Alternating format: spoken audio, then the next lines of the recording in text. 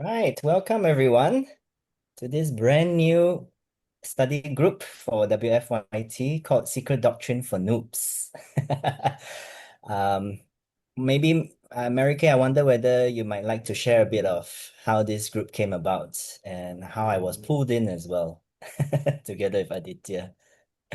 Well, Secret Doctrine is about ageless wisdom. I think everybody who is truly interested of it have encounters of it like long time back. But I don't even know myself how this group of noobs become. But suddenly there was a group of Secret Doctrine noobs, and since I've been studying Secret Doctrine for many years myself, I said, "Oh, it would be so wonderful to study it with young Theosophists."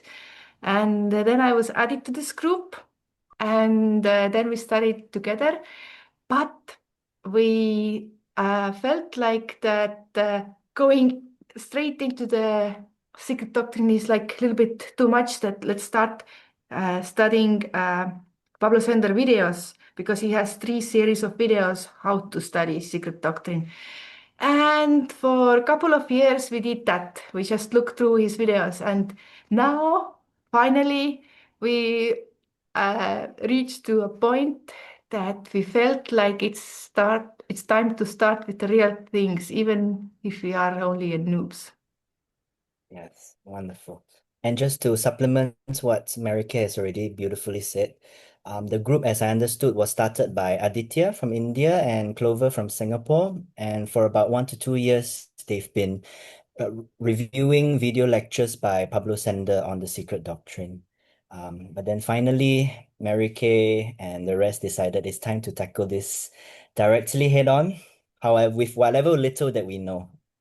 And obviously, it's very daunting because it's such a difficult text to penetrate. But hopefully, with just a few more minds put together with a little study group, hopefully, we all can gain some inspiration and some wisdom out of it.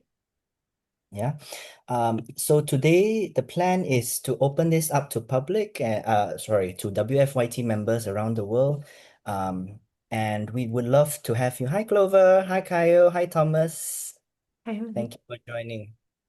And we were just sharing about the background about how this session came about and what we hope to do. The hope is to come up together and just band together a bunch of amateurs who are just interested in the secret doctrine, the text itself. Um, a few of us have taken a School of Wisdom under Pablo Sender or may have viewed his lectures before. So he does provide a suggested structure of how we could tackle this book, not necessarily from in a chronological order. He does make a suggestion on the order, and so that's something we will place for consideration for everyone as we move forward. So today for the first session is open to WFYT members. We will first start with just some background around the secret doctrine and how Blavatsky tackled it during her life and also at her last moments. And then we'll talk a bit about the guidelines for this study group moving forward. And the hope is also today that once we get through those two components, we will also start with the preface on the secret doctrine, with a bit of a meditative inquiry and just discussion, just to get some flavor to everyone about how we might approach this text together. Subsequently, after this session, the idea is to have it as a closed group and by invitation only. The reason is because while we'd love to have as many people as possible, one of the things we'd like to do is to also have a bunch of committed and active people to sustain this group. And while three of us are facilitators, all of us will, as a group together, the hope is that we will be able to sustain this group in a way that enriches this study. And that can only happen if all of us are committed to a certain set of guidelines, which we will share shortly, so as to make our study group as productive and fruitful as possible. And as with any group that's starting out, all suggestions and feedback are welcome to see how we can enrich this study together as Theosophists. Okay. Maybe I just take a pause here. Mary Kay, anything to add before we go to your segment?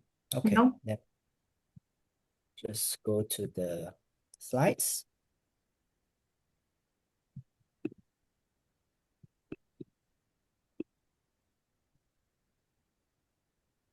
Can you all see it?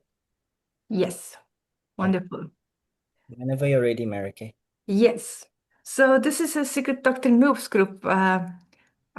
We are all like noobs. I like this word in that sense. And it's a secret doctrine because it's supposed to be, but it's not like really a secret because everything you read is out there, but it is a secret to understand between the lines what is written there. And that's why we are there to really understand what is written between the lines. So let's go on this journey together. A little bit about Blavatsky. So Helena Petrovna Blavatsky, often known by her initials HBB, is a Russian author, occultist, and co-founder of the Theosophical Society. And uh, she herself considered herself like the messenger of ancient wisdom. And there was a few ideas she brought to the Western world. First of all is the unity of all life, the idea that all existence is part of the single divine source. Then the second thing that she brought from the Western world is the idea of Mahatmas, the big teachers. Maha is a big, and it's like a big soul who helped her directly with this work and her writings. And the third, she said, in parallel to the evolution of physical realm, uh, we have evolution of consciousness.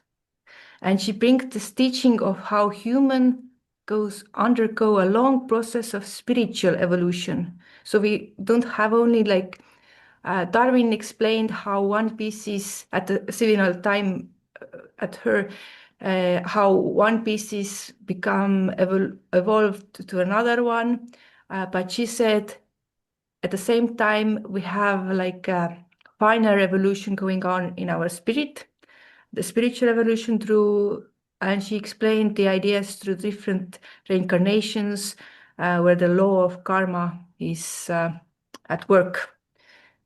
And next slide, please. So she was born in 1835 in July, the seventh month. So I read that in this place where she was born, they called her seventh, sometimes because of that. But she was actually the first child of Russian aristocrat family. Her born name was Helena von Hacht, and she was born in this place called Ekaterinoslav that was under Russian Empire, but now it is a part of Ukraine. So Ukrainians are happy to have her life museum in their land. She had remarkable physical abilities from her childhood. Some things happened she was able to see. And her life was saved a few times. One time she was almost very badly fell from the horse, but everything ended up well. And when she was about 17 years old, she married Nikifor Blavatsky. And they only stayed together 2-3 weeks, and then she immediately began a life of global travel. Some sources said she traveled around the world about 3 times. So about the years 1848 until 1873, she traveled extensively through Egypt, Tibet, America, India, Canada, Greece, Mexico. And these are often called the wielded years because few documents are detailed. Details are existing from that time. She had a correspondent with his father who sent him every once in a while some money. And she also said in those times she have received some training from her spiritual masters. Next slide, please. So in so she went in the end at one point to America, to New York, where she met Olcott. And then they had this idea to make a mystery club, to miracle club, where they investigated different miracles. And soon after, they decided to co-found the Theosophical Society with William Church and some other members. But three of them was the ones who most work on it. And the main idea of this Theosophical Society was a form a universal brotherhood of humanity. Few years later, 2 years later, in 1877, she wrote Isis Unveiled. This is her first attempt to put together the examination of science, religion, and the light of ancient wisdom. In 1897, they traveled with Olcott to the India. Then they traveled around, and actually it was 1882 when they established the headquarters in Adyar, and it's still there until nowadays. I'm still here right now. And after a few years, she left. I think it was 85. HBB left to Europe because of her health, and also there was some scandals going on. Olcott wanted to go with him, but Master said that if Olcott goes, then this India and this what they were preparing is going back of its evolution from 100 years. So Olcott stayed in Adyar while Blavatsky went her way separately to the Europe. First, she went to Germany and later in London. In 85, she started writing the Secret Doctrine. That is considered her most prominent work, although she's writing a lot about articles and everything. And in 1888, she finally finished, or finally, the first part was published. Next page. And 1889, booklet Voice of the Silent was also published. That's also considered one of her main works, although it's a very small booklet, but it's like full of meaning. Now the writing process itself, like I said, it started in 1885 while she were living in Germany, and tirelessly, often 12 hours a day, she wrote. She said that she had a support of the masters, otherwise she could not do it. And she had a devoted companion, Countless Wachmeister. And he had a lot of people who, not a lot of people, but he has some people who helped her with that. There was a Blavatsky Lodge form in London, and there was a team of assistants who helped to verify thousands of citations of prior manuscript she keep quoted from her memory. Like. Next slides, please. So when it was finally 1888, they published Secret Doctrine, and it's about 1,500 pages. The two first volumes, a lot of thousands of scientific, religions, and philosophical quotes, and where she tried to explain the ancient teachings, and with modern discovery at that time, and of many things that she mentioned there was not yet discovered at that time, but some decades later it has been discovered that it's true. Next slide, please. Those are a few of the people who helped him in this work. Subarov was also one of the person who sometimes helped to proofread the script, but they had some misunderstanding. But largely, she wanted to put Subarov's name as a co-author, but he declined it. But those are the people here. Archibald Gately, he was the one who assisted the monumental task of organizing the manuscript and preparing it for the press in London. Then, like I mentioned before, the Wachtmeister, Konstantin Wachtmeister, who was a guardian angel who took care of HPB financially and looked after her, that she could do the work. At that time, they didn't have much money. I heard that at one moment, she had a lot of coffee, and they reused the coffee to have a second batch of it. And I'm like, wow, like what dedication. But yeah, I I really admire what they did.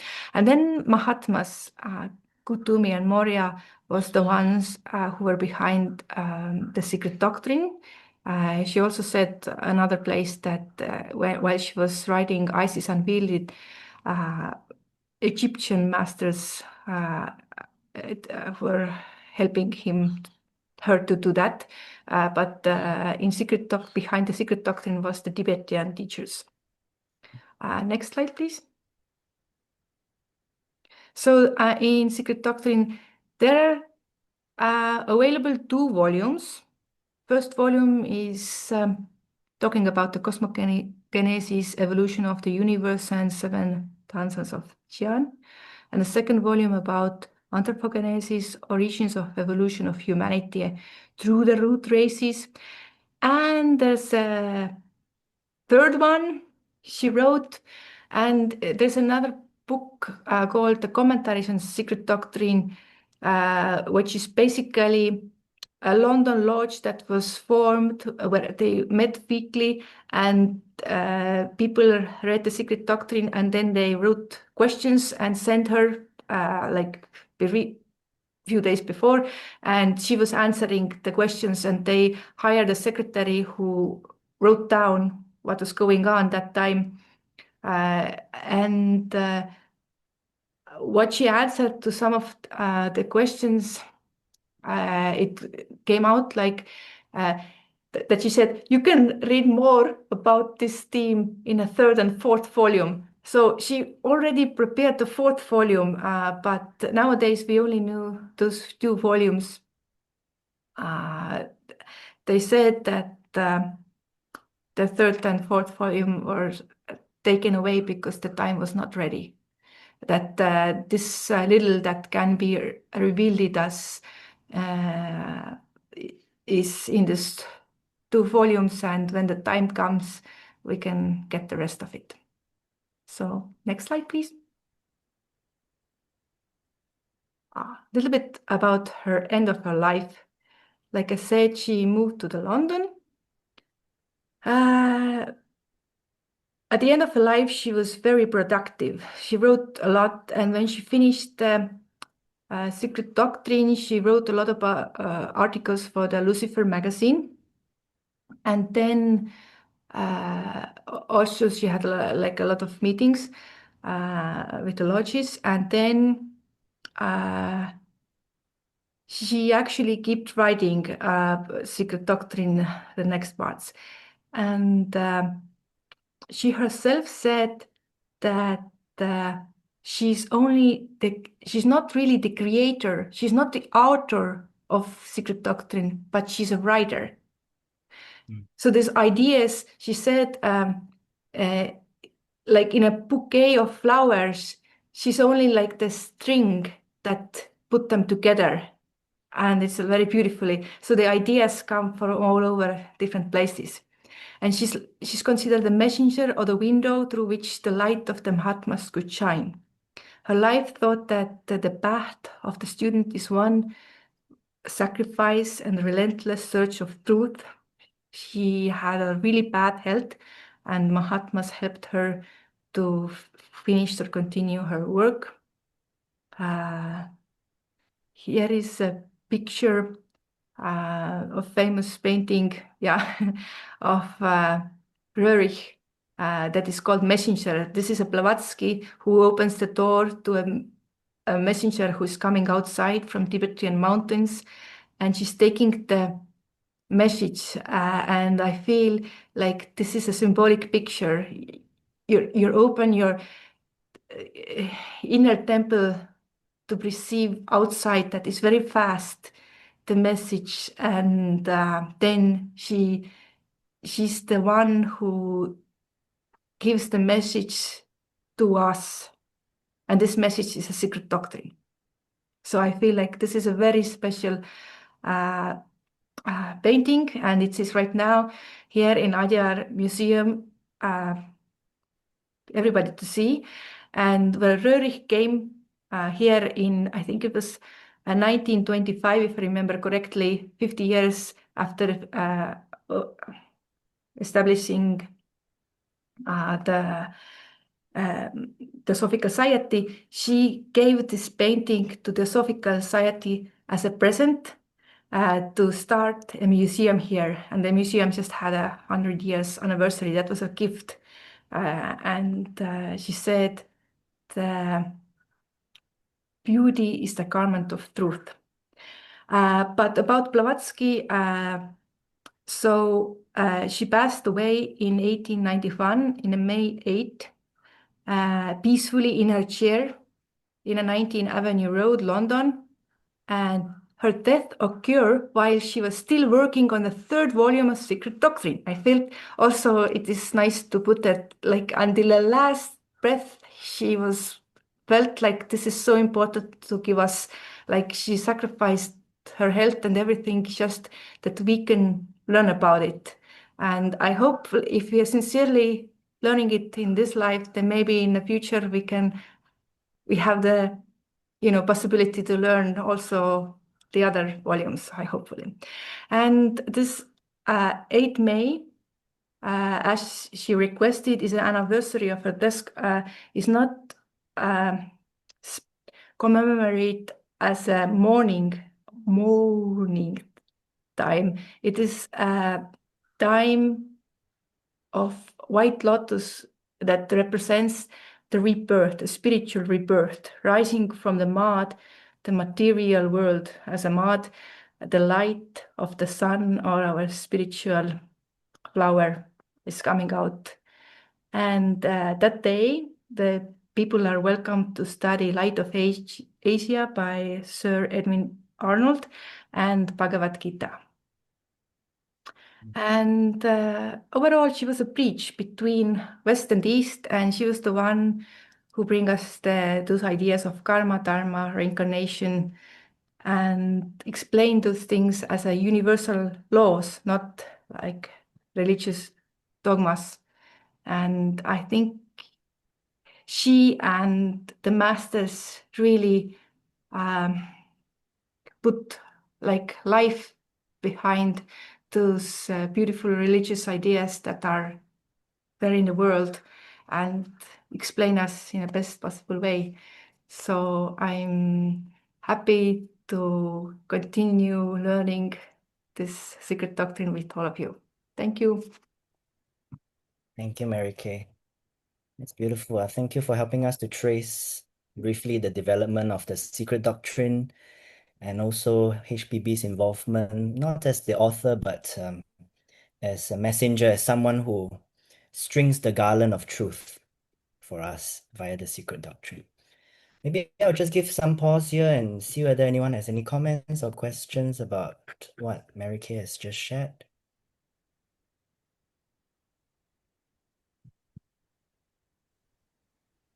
Yes, please, Thomas. Hello, everyone. First of all, thank you for organizing these sessions. I'm looking forward to it. Yes, about Helena Blavatsky's life. Uh, while you were talking about her later lives, I was just wondering. She had bad health, and she went back to London which is unfortunate because if you have a bad health, you don't want to go to London, especially at that time. Lots of pollution in the air. So I know there were political issues with the society that may have influenced her decision to move. But does anyone have any idea what she thought about why London for why London in particular? She could I have gone to Marseille or something. I also like if you say the London like have you been in Adyar? Like I am here, and the nicest time here is the end of September, the beginning of January. That is the winter. That is the weather is warmer than in Estonia in summertime. But other than that, it goes warmer and warmer. And the Mhm. reason why they got the headquarters such a good price that it was so hot here that they moved the headquarters of official English officials who lived there, and they had to sell their estate in a very cheap price to go another city. So it is very hot here, and like some of the summertime, they didn't have the fans or AC. Like I can live here because I I have AC, but at that time it was like also they lived upstairs, and she was wearing, we can wear like short.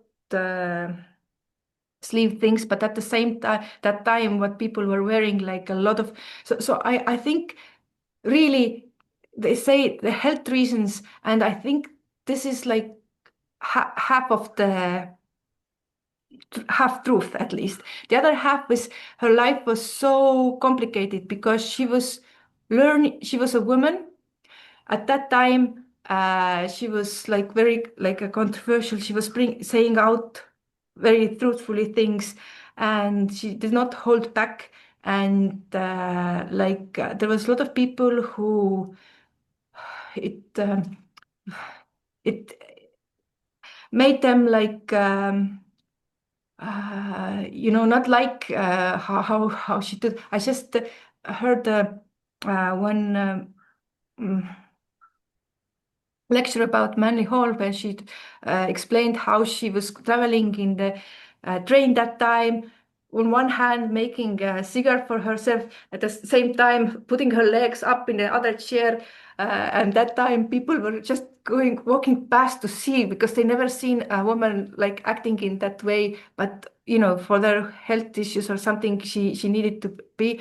But I think the main reason is that she could wrote in a peaceful way. So first she went to the Germany, and she at later she came to London. And yes, London at that time was not maybe the best, but I guess it's the cooler where health lies. It was a cooler weather, but at the same time, the Theosophical Society was founded to give the Western teachings to the Eastern teachings to the West that West had forgotten. That for a long time ago we're supposed to all know about this, but that has been lost. So the idea that she was there and teaching the elite on a person also was like that. There was another aspect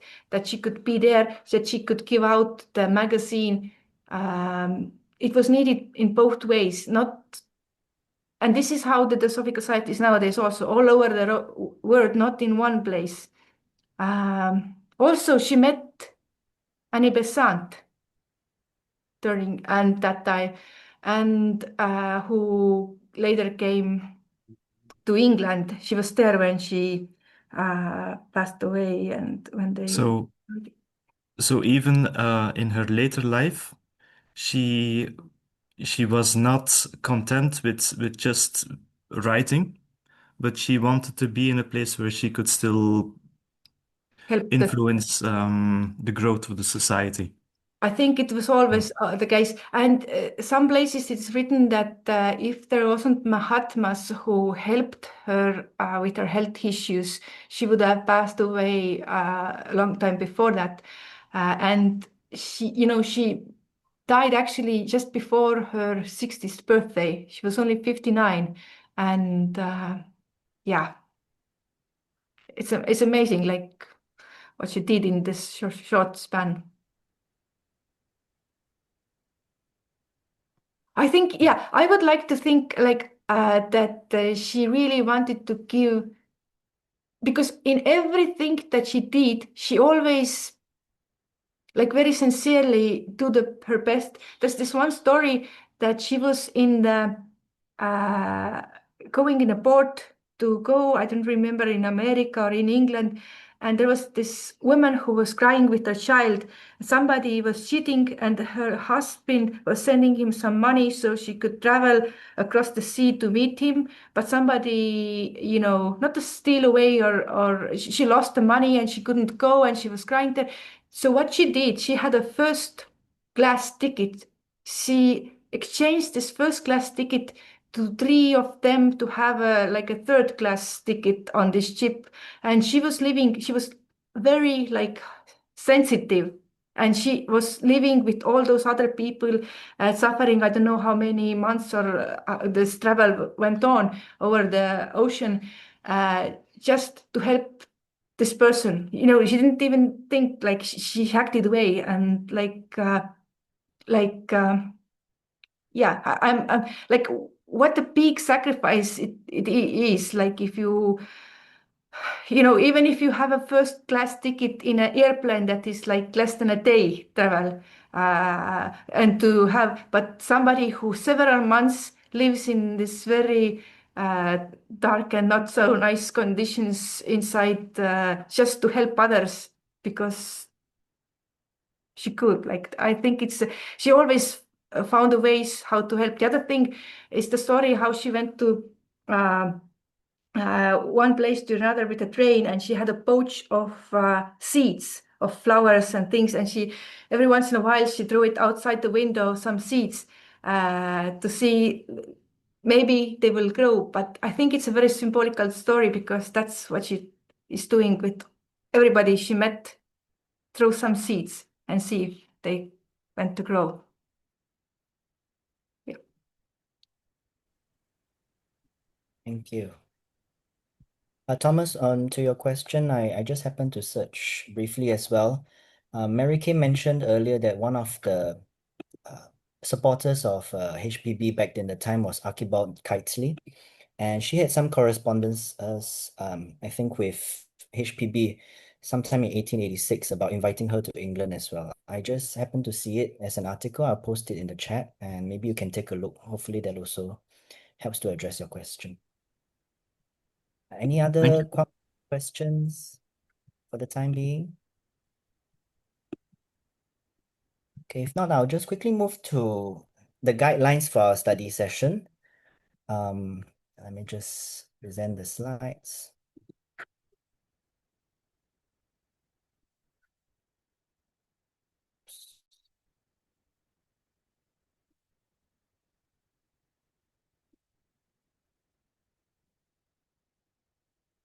Okay, can you all see it? Perfect, thank you. So the purposes of these guidelines, they were formulated, I proposed them and they were approved by my co-facilitators, Mary Kay and Aditya. And the reason for these guidelines are that while we wish to remain as open as we can to people, we do understand that for an esoteric text such as this, it's important to convene a small group of active and committed people who are willing to sustain this study session. And so hence some proposed guidelines, these are not cast in stone, but simply just suggestions that we offer based on our past experiences facilitating study sessions. Okay, I just wanted to leave a quote here from HBB herself, which is very important and aligns with what we're doing, that we're not here to follow her necessarily, even though she may have the one who have written the Secret Doctrine, but rather follow what she was pointing towards. Follow not me, she says, nor my path, but the path I show, which leads to the masters. And so to that end, the guidelines for our study are as follows. And these are movements, 5 different pointers to move towards a particular direction, which I will explain in further detail. The first is to move towards always unity over separation. Second, to move towards truth over opinions. Third is to move towards silence over ready answers. Fourth, to move over intuition over intellect. And fifth, to move over being active over being passive. And so hence the same notes here that, these guidelines are not offered as strict rules.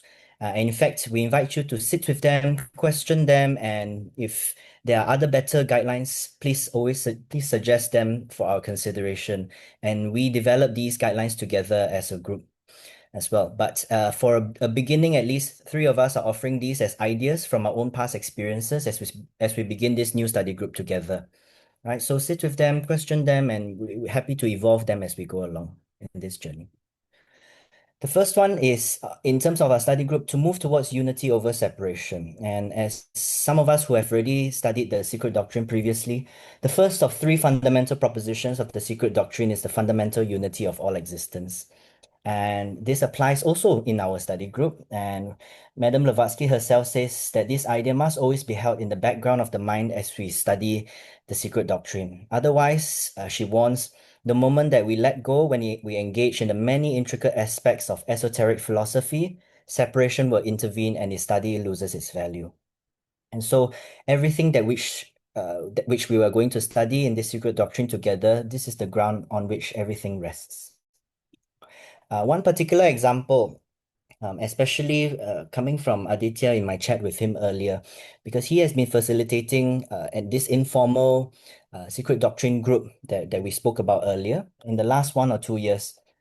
He says one of the things that some people have come across, is how do we apply whatever that's taught in the Secret Doctrine into our lives, right? How is it relevant to us? But he and we all also agree that from our past experience, whenever we start speaking about how we apply Secret Doctrine principles into our lives, that is where it becomes an arena where differences arise within the group. And so if we mistake a practical application of these principles for the principles themselves, then Joy Mills herself who also teaches the Secret Doctrine, she warns that this can also be a cause for separation.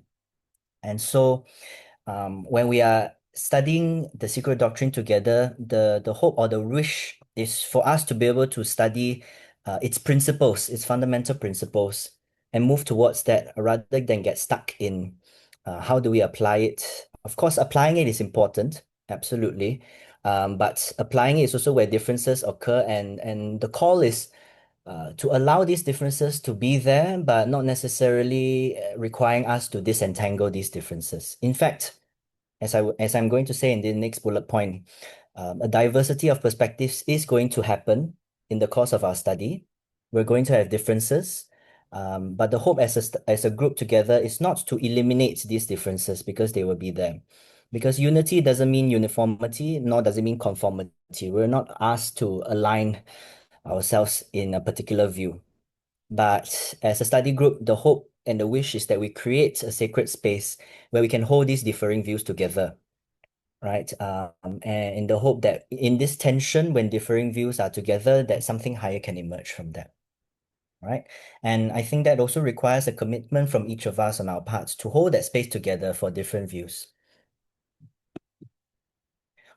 This leads nicely to the second guideline about prioritizing truth over our individual opinions. And the first, which is a constant injunction by many Theosophists, is that no single member has the power to impose their own particular interpretations or beliefs or brand of truths among the group. Individual opinions, as we know already, they're not truth. Every one of us, of course, bring an enriching perspective to the study group, but none of this is ever to be taken as binding, just taken for consideration. And so the hope here is that the search in our study group is for truth with the capital T, not particularly my brand of truth or your brand of truth, but a truth that transcends even the boundaries of space, time, and language. The problem with us expressing truth through language is that when there's language, actually a sort of separation already occurs. But of course, that doesn't mean that we don't offer our contributions. It just means that when we offer our contributions, we remain open, and it calls for a radical openness for it to be subject to question by others, and also to become open to opinions or beliefs from others that are different from, or maybe even in conflict with ours. The third that we ask is to move ourselves towards silence over answers, right? As as we some of us have already understood, many people who have studied the Secret Doctrine have already said that the Secret Doctrine is not like any other book. It is not meant to be written in simple language, nor is it meant to give us ready answers. And in fact, the suggestion is that ready-made answers, if there are any, coming from the Secret Doctrine, likely come from our ordinary mind. And we may ask, then questions could be beneficial rather than answers. Questions could be beneficial. Certain questions can lead us into greater mystery, and that moves us a bit one step closer to truth. But there are certain questions, if not asked rightly, can also obstruct us in our search for truth. And so the suggestion here is rather than chasing questions or answers, sometimes silence may be the only way out. By simply reading the text in the Secret Doctrine and then quietly letting it work through us, instead of us working on the text, to let the text work on us instead. And true silence, in the sense of silence, true silence really represents, we suggest, the upper limits of our ordinary consciousness. And that is where we must direct our attention and dwell in it, because gradually, sometimes in that meditative silence, a new state of consciousness can unfold. And this leads nicely to the fourth point, that the whole point of our study in the Secret Doctrine is not necessarily for us to study or examine the Secret Doctrine, but to activate our higher faculty, that is intuition, over any intellectual analysis on the book. As I already mentioned, the Secret Doctrine, many people who have seriously studied it, is not like any other book. Master KH also himself once said that occult texts in general are written to lock up their information for safety's sake in a secure safe box, the key to which is intuition. Using intuition to unlock the complexities and the difficulties in occult texts such as the Secret Doctrine. And so here the suggestion is that when we approach the Secret Doctrine, it's less about us working on the text and more about allowing the text to work on us. Of course, intellectual rigor is important, right? It's still important for us to at least have some basic understanding about some of the symbols and the traditions and the allegories that will be raised in the text. But we suggest that that is only a means to an end. The end, in the end, is to lift the veil of allegory and symbols, to finally reveal the beauty of truth in all of its manifestations, as Joy Mills has also taught before. And so the ultimate aim of our study in this group, the suggestion is that to awake our higher faculties of intuition so that it can lead to a transformation of our spiritual perceptions and consciousness. And finally, on the fifth guideline, we invite people to be active participants in this study group. Each of us are called to co-create this space together. And so while Aditya, Mary Kay, and myself, we are initial facilitators to set this up and get things going, what eventually unfolds in this study group will really depend on what each of you bring to the session. Right, so for a start, and this is not an exhaustive list, but at least for a start, we invite the following from members.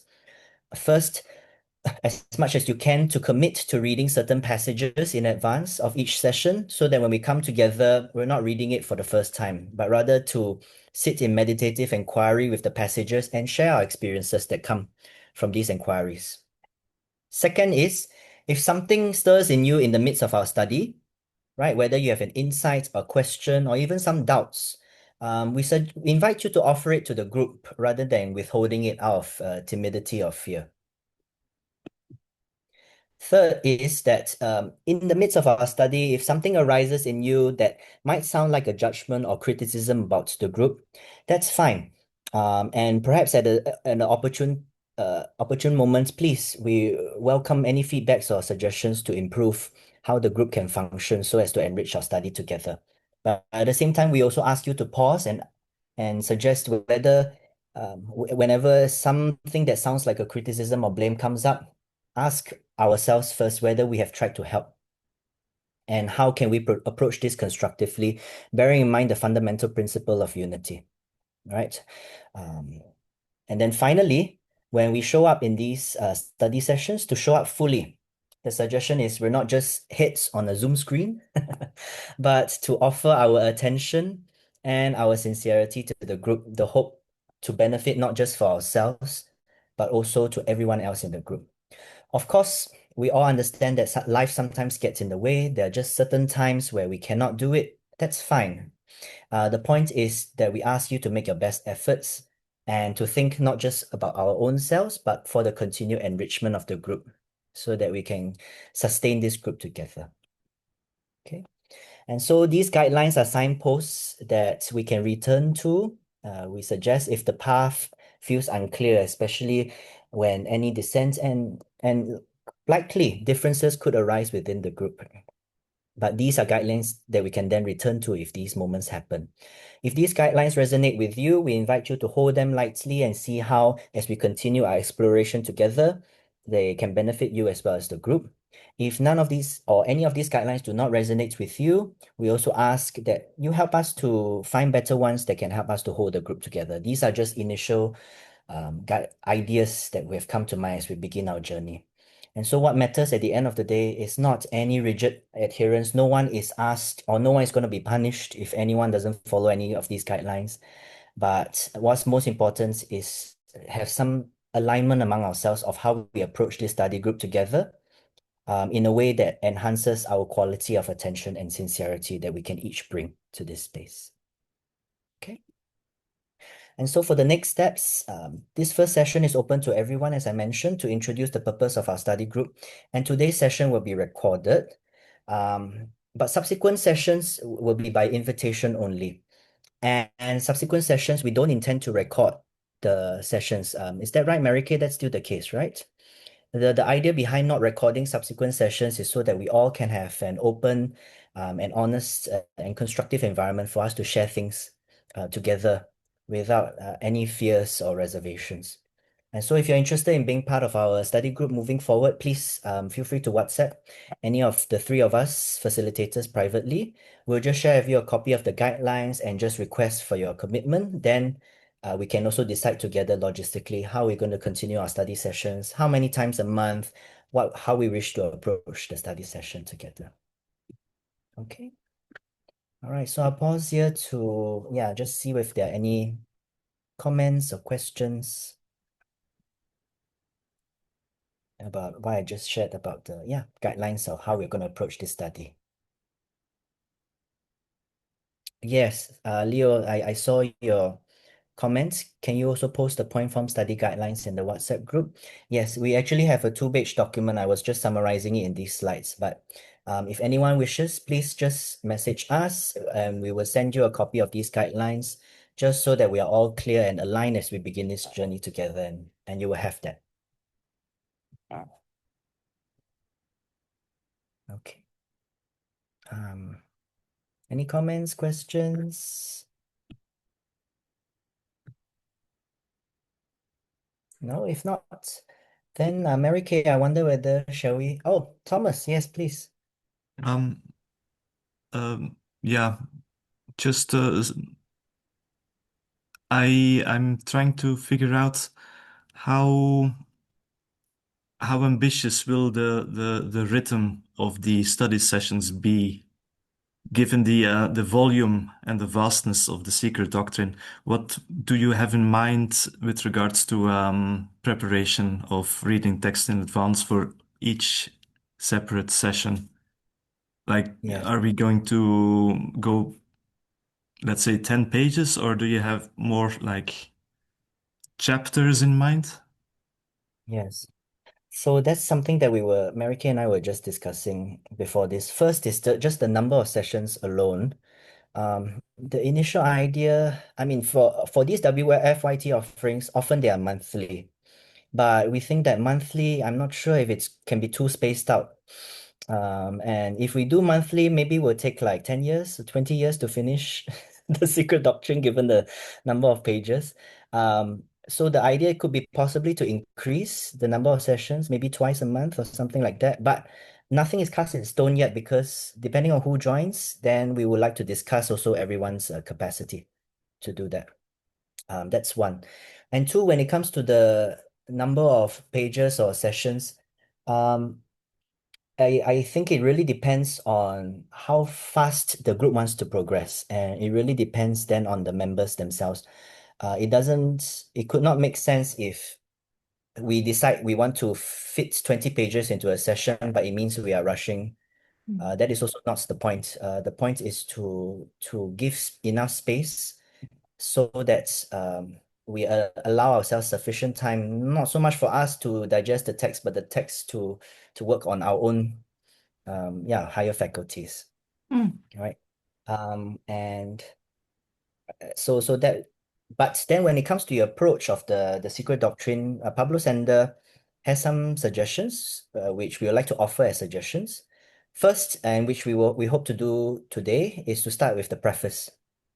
A preface of the secret doctrine written by Blavatsky herself, followed by the introductory section, and then moving towards the proem, which covers the three fundamental propositions.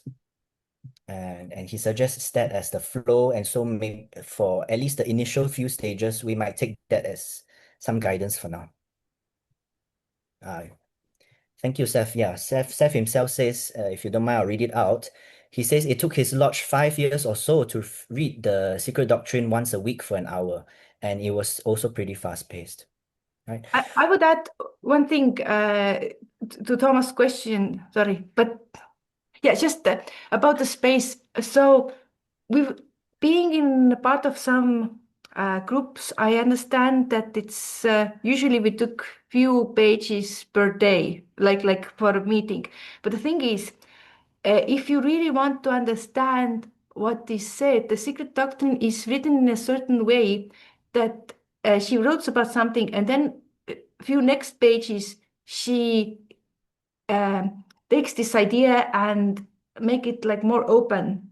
So if you read only the first, you were just wondering, but maybe the answer is just 2 pages from that, and she's exactly answering the question it rises in your head. So it is always good to read a little bit ahead. Ideally, all chapter or like or the first part is prefers is like 60 pages, but it's like it's good that in the first reading you have overall understanding like that this is how it comes out, and it's like Gerald says before also, secret doctrine he's written in such a way that it is not easy to understand in that purpose that if it will be easy we will forget it easy, but if we have to ponder what does she really mean by that, what does it really mean, then if you finally understand it stays with us also longer. But yeah. Yes. So then when it comes to what exactly we study in each study session, do we go by pages or do we go by ideas in each section? That remains a subject for discussion among the group as a collective, I feel. Because everyone will have different aims or objectives or different suggested ideas. I think it's about finding one that works for an entire group. And so to that end, everything is open at this point. Any other feedback, comments, questions, suggestions?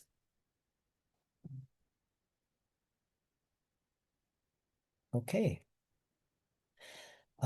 If there aren't, and of course we welcome at any point in time if there are any, but maybe for the next 1 or 2 minutes, maybe I just invite everyone to take a pause, to be in silence for a while, and then we'll begin, with the preface of Secret Doctrine.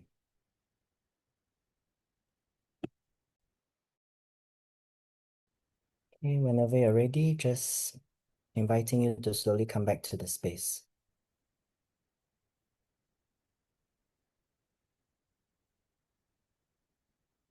Okay, thank you. So today we'll begin with Volume 1 of the Secret Doctrine on Cosmogenesis. And the suggestion is to begin with the preface The preface is written by Blavatsky herself. Let me show you. And when she was in London in 1888. And already this preface gives us some ideas about how we can approach the text together. I suppose that's why Pablo Sender might have suggested it as something we can begin with. So maybe the suggested approach is this, that we'll just read one or two paragraphs that contains a particular idea. Then we'll pause for a bit, and if something arises in anyone, to just feel free to contribute. Okay. All right. May I invite anyone to read the first two paragraphs of the preface? Thank you, Leo. So for Leo, who is going to be Blavatsky, yes, please, I doing there? yes, read in a comfortable pace. And for the rest of us, I'm just inviting us to imagine that Blavatsky is writing to us, reading to us, and just hearing her in her own words and see what comes up. So whenever you're ready, Leo, thank you. The author, the writer rather, feels it necessary to apologize for the long delay which has occurred in the appearance of this work. It has been occasioned by its ill health and the magnitude of the undertaking. Even the 2 volumes now issued do not complete the scheme, and these do not treat exhaustively of the subject dealt with in them. A large quantity of the material has already been prepared, dealing with the history of occultism as contained in the life of the great adepts of the Aryan race, and showing the bearing of occult philosophy upon the conduct of life, as it is and as it ought to be.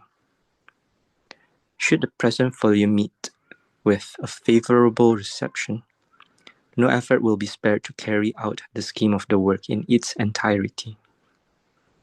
The 3rd volume is entirely ready, and the 4th almost so. Looks like he dropped off. Well, since we He accidentally pressed end call, maybe. Well, then we can just pause at the first paragraph, just inviting everyone to just take a few seconds of silence to digest, and if anything comes up for you from this first paragraph,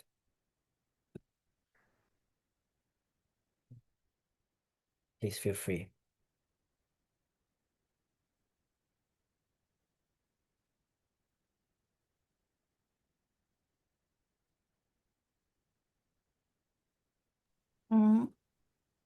I read now Leonardo's is coming back. I read how they planned to give out Secret Doctrine already before, in the beginning of the year, and how they pushed it forwards for few months, and how some people have already paid, prepaid to get the copy of it, and how they pushed it forward and forward, because there's to make it better and to add some materials, and so I understand now, why she said that I have to apologize. And here she also bring out that she's uh, the writer, but not the author of it. And also she mentions that the 4th volume is almost ready. Yeah. It will be nice to read it one day. And the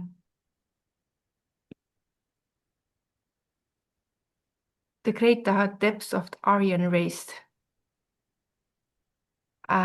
showing the bearing of occult philosophy upon the conduct of life and how it ought to be. So he's mentioning that this is what is important and considered important in this work. Those are some of the thoughts that came up when I was reading it. Thank you.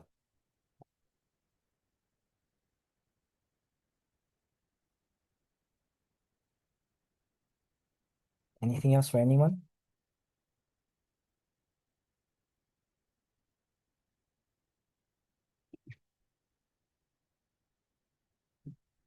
Okay, we'll just move to the next paragraph. Anything that comes out, if anyone, please feel free to share.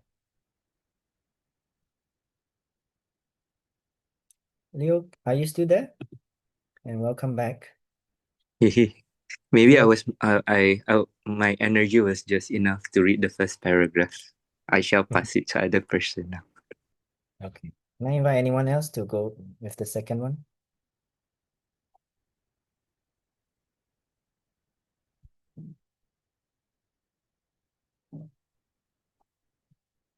I can read it. Thank you, Clover. This scheme, it must be added, was not in contemplation when the preparation of the work was first announced. As originally announced, it was intended that the Secret Doctrine should be amended, and an enlarged version should be an amended and enlarged version of Isis Unveiled. It was, however, soon found that the explanations which could be added to those already put before the world in the last named and other works dealing with esoteric science were such as to require a different method of treatment, and consequently, the present volumes do not contain, in all, 20 pages extracted from Isis Unveiled. Thank you. Some suggestions here about the contrast between Secret Doctrine and Isis Unveiled. Yeah, maybe just giving some space to see if anyone has anything that comes up.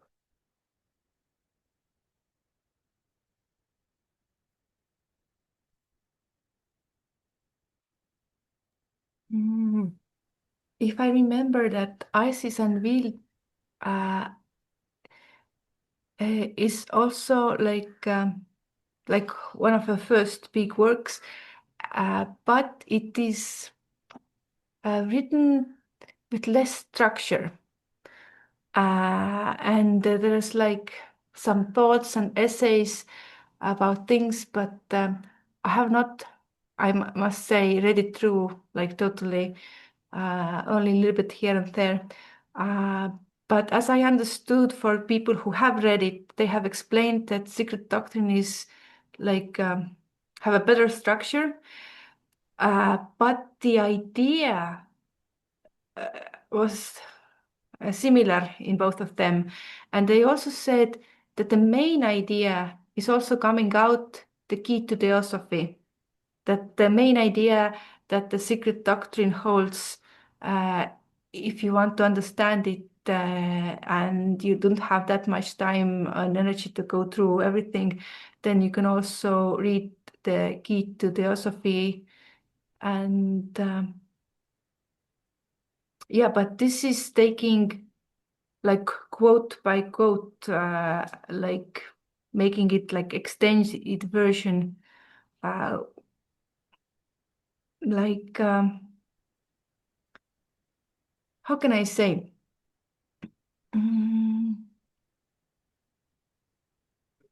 Yeah, when we read further, I guess it comes out. Yeah. The Secret Doctrine was intended as, with a different structure from Isis Unveiled.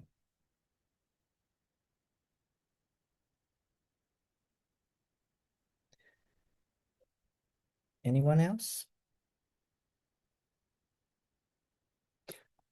I'll just put it out there that I read too that Isis Unveiled was meant to be written in a negative sense, mostly to criticize back then modern science and theology during her time. but yeah, I think Blavatsky herself noted that it did not contain positive statements regarding truth. And so Esoteric Buddhism by A.P. Sinnett was the first attempt to try to construct positive statements about theosophy, and then Secret Doctrine is also intended to supplement or to also write positive statements about what these truths are, drawing from all of these different traditions.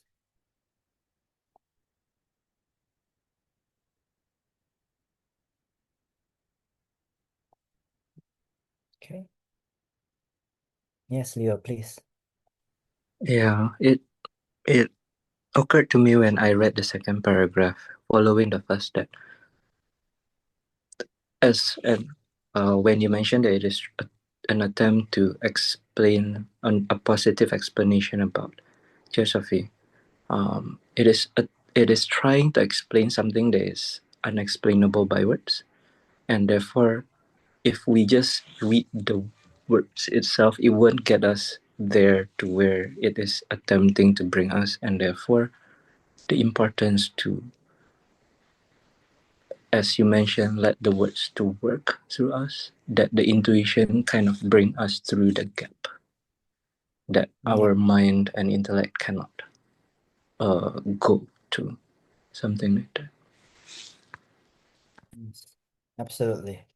The words themselves are but symbols of what she's pointing towards. And I think that really leads nicely to the next paragraph, because she herself speaks about the words that she uses in the Secret Doctrine. Maybe can I invite someone to read this part, and then we can speak a bit more about language. I can read if you wish. Thank you, Thomas. The author does not feel it necessary to ask the indulgence of her readers and critics for the many defects of literary style and the imperfect English which may be found in these pages. She is a foreigner, and her knowledge of the language was acquired late in life. The English tongue is employed because it offers the most widely diffused medium for conveying the truths which it had become her duty to place before the world. Thank you, Thomas. And so, Leo, this is exactly what she's saying, that she acknowledges the imperfections in the words that she uses in the Secret Doctrine. And she only uses English because it's the most popular medium back then, may still be now. But for me, it's interesting that she uses the phrase that it had become her duty to place it before the world.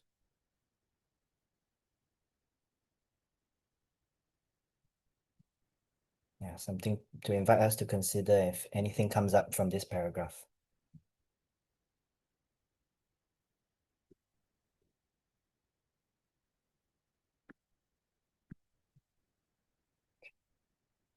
Yes, please, Thomas. It does occur to me that at the time, of course, she was Russian, and at the time, it would have made sense to publish it in Russian if the purpose was to cover like more than half of the known world, like everyone in Asia who was connected with things, they knew Russian. So it reflects the purpose of the Mahatmas to really push for diffusion of their ideas into the West. Mhm. I think today it seems obvious to pick English, but at the time, if you wanted to reach all of China, for example, all of Central Asia, it could have been Russian. Yeah, interesting. Then why English? I can just share something, because in one of the places they said that Mahatmas were waiting like over 100 years to find somebody like Blavatsky, that he has this capability, she had a special birth, like she had prepared herself in previous lives. Like they say that one of her previous lives, she was um, a bot in a monastery, in Buddhist monastery, I think. So she had a very specific preparations that she could be this life a student of a master while being in a body of a Western woman. Like so they took, yeah, they were looking somebody, they could find somebody who can do it, but they needed somebody in a Western body in a specific way, because I think if they were looking hundreds of years, and masters are said to be lived like several hundreds of years, then they also might see in the future that much that how this language, it's best to have it in English. Just an idea. So something about preparation of Blavatsky as an author and English as the medium of language. And Seth, I see you're unmuted. Did you want to also express something? Yeah, I did. Thank you. Yeah, I was thinking along the lines of I've been told before that at that time in history, most scientific or kind of intellectual ideas were expressed in the West in French and not in English, uh, which I think adds, an interesting credence to the idea that maybe there was something looking ahead, 100 years in the future. And, this is just what I've been told. I don't know these things for myself. Oh, interesting. That perhaps it was written in English for a future people, for people like us to Yeah, I now think learn. so too. That makes sense to me. Hmm. So she was well ahead of her time, if that's the case, huh? So we can learn it in like, so young Theosophists can learn it in an original language. We could have a groups. I have studied in Estonian language that was translated, and we can study in like in different languages. But so maybe she saw that in the future, like the group of international groups are coming together and learning it in online from all Much around the world. doing, much like what we're doing right now. Exactly. She was writing for us, perhaps. So we can read the original, not the translation, because there's always something is going missing in translations. So, Yeah, and since it's her duty to put this the occult knowledge before the world, yeah, then and the adepts are behind the writing of the book, then yeah, it must be something that's for the future. Mhm. Wow, Hmm. that's Yeah. amazing. Leo, And please. um, something stood to me when being ahead of the time was mentioned, that uh, as we are aspired to be doing the work also, then we that to prepare for what is coming next, then we too needs to aspire to be ahead of the time. And what comes immediately after being ahead of the time is rejection. That is to be expected in as a reaction to our aspirations. So like that, we might be able to see rejections as a privilege to, as a direction that we might be going towards the right direction. I mean, of course, like from a certain perspective. Yes. definitely. I think one of my philosophical teachers said, if your life is very smooth and easy, you have to look honestly if you're doing what you're supposed to do. Like if you're really going to study and start working with that, there's coming some troubles. So in order that we could overcome it, like yeah, but I think it's definitely that what you said. Hmm. Interesting. And now it's about the call to us as well now. How do we ourselves be prepared and to be ahead of our time? I'm hearing. and something along the lines of embracing rejection and challenges. Yeah.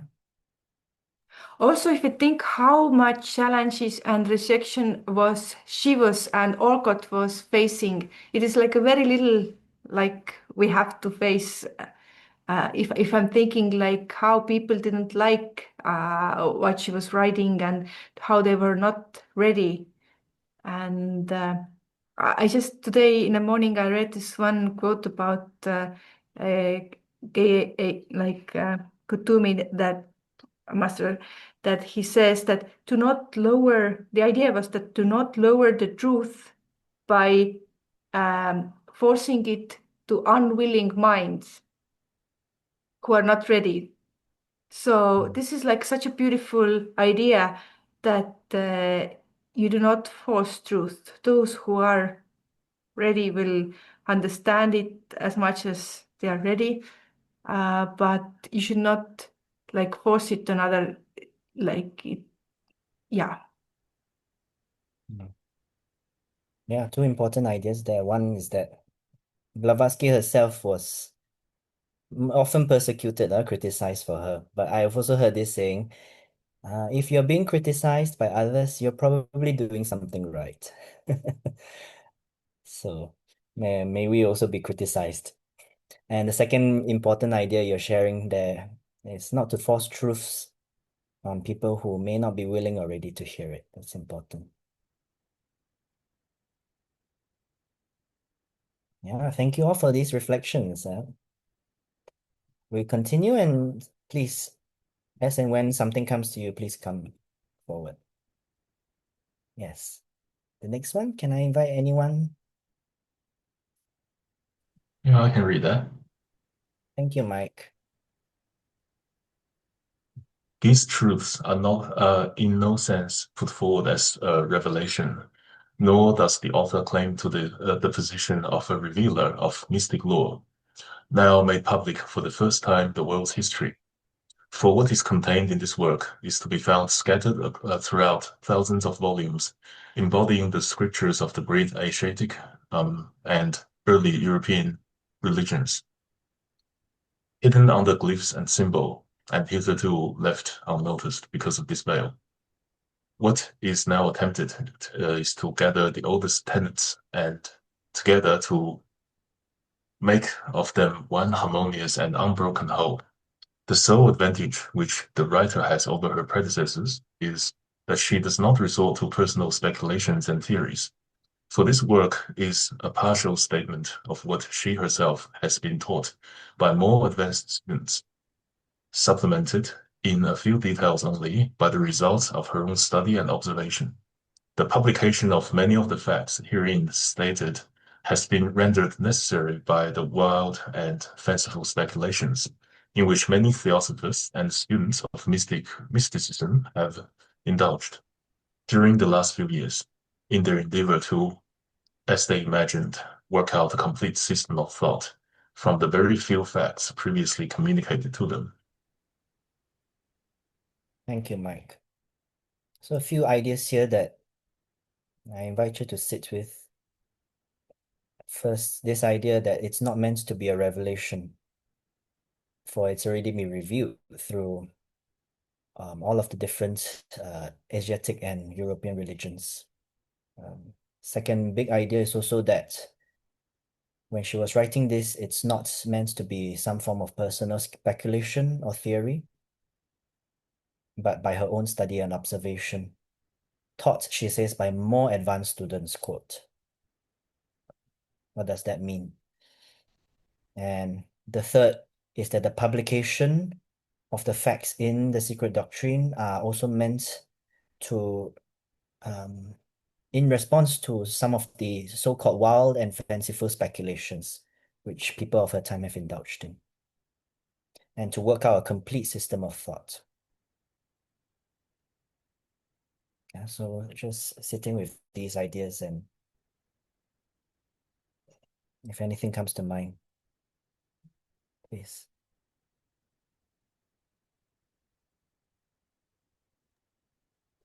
I like how humble Theosophy is in that sense. It is said in some other text also that in the Theosophy there is no dogmas. And even the masters are referred here as a more advanced students, referring that there's some more for them to study, to some more for them to know. I kind of like it. Like we are all on this path of progression. I think even Buddha in one place said that there's some more to go on when he reached in that level. In other levels, like higher ones. So it's already she's touching this idea, this eternal evolution that goes on and on. Yeah. Thank you. A humility, yeah, of being in Theosophy, that we are all just pilgrims on the path at different stages on the path. Thank you. Yeah, I really love that too.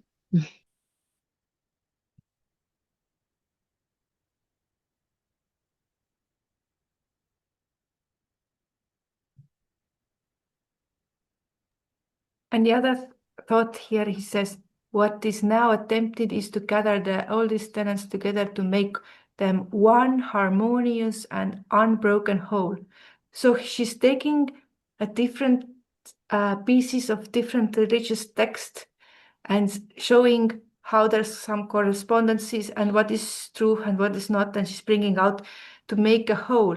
It is explained, like if you look it in the light of the reincarnation and karma, that if you look at in this light that we have had many previous lives and people have learned different texts or different religions in different lives, then we have different like backgrounds, and some of them we might have gone like more in depth. So if he explained an idea and brings out what in different places is correspondence, then we can, see and notice it and take it into account that the same thing is taught, other places also. And in other words, in other terms, under like, yeah, I think, and those ideas are like supplementary, and you can see the whole, better if you understand that there's not like only one system that works. Yeah. Thank you. Yeah, the suggestion that even though we may be coming from different cultural and religious backgrounds, that underlying all of this, there's a whole harmonious and unbroken system that she's trying to pull together.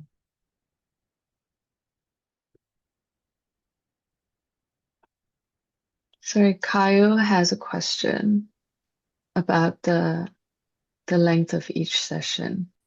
Yes. Yeah, I saw that. At least for this first session, we're thinking we'll take till just 2 minutes more.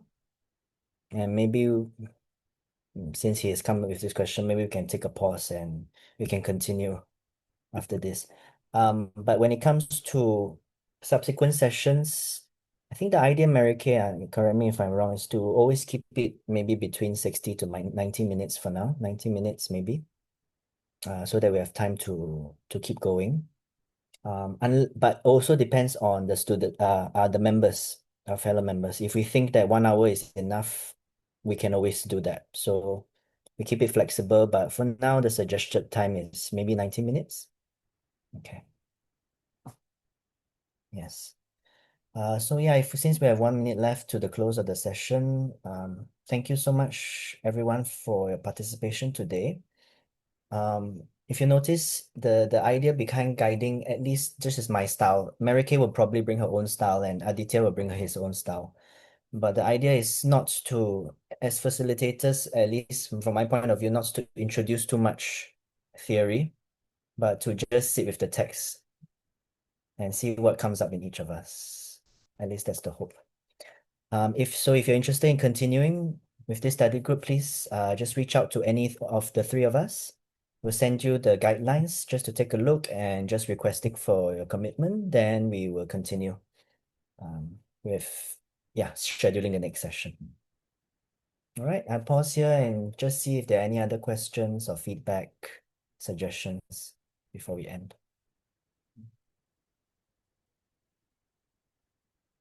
If not, then thank you so much for spending your precious Sunday with us.